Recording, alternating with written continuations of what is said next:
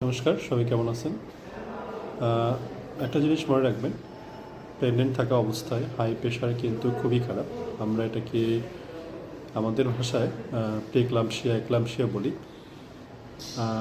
তাই আমার কথা হচ্ছে, আমার মেসেজ হচ্ছে, কিছু লক্ষণ দেখলে আপনি 1 সেকেন্ডও লেট না করে, দেরি না করে সঙ্গে সঙ্গে ডাক্তারের শরণাপন্ন হবেন। হ্যাঁ, প্রথম যে লক্ষণটা সেটা হচ্ছে, ধরেন আপনার চোখে আপনি আগের মতো দেখতে পাচ্ছেন না, চোখে ঝাপসা দেখছেন বা চোখে কম দেখতেছেন, হ্যাঁ, বা ঝলকানি দেখতেছেন। এটা 1 নম্বর।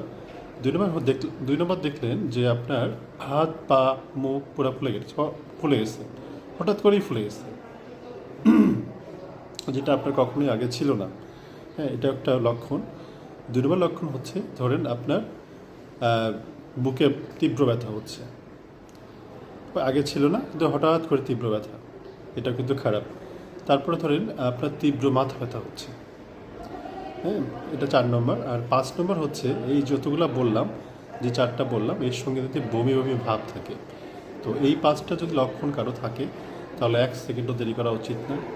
আপনি দেরি করলে কিন্তু আপনার বাচ্চার ক্ষতি হবে, আপনার বাচ্চার জটিলতা বাড়বে আরও। হ্যাঁ, তাই আমার কথা হচ্ছে, কোনো লক্ষণ দেখলে, কোনো সিমটমস দেখলে আপনি দ্রুত ডক্টরের শরণাপন্ন হবেন।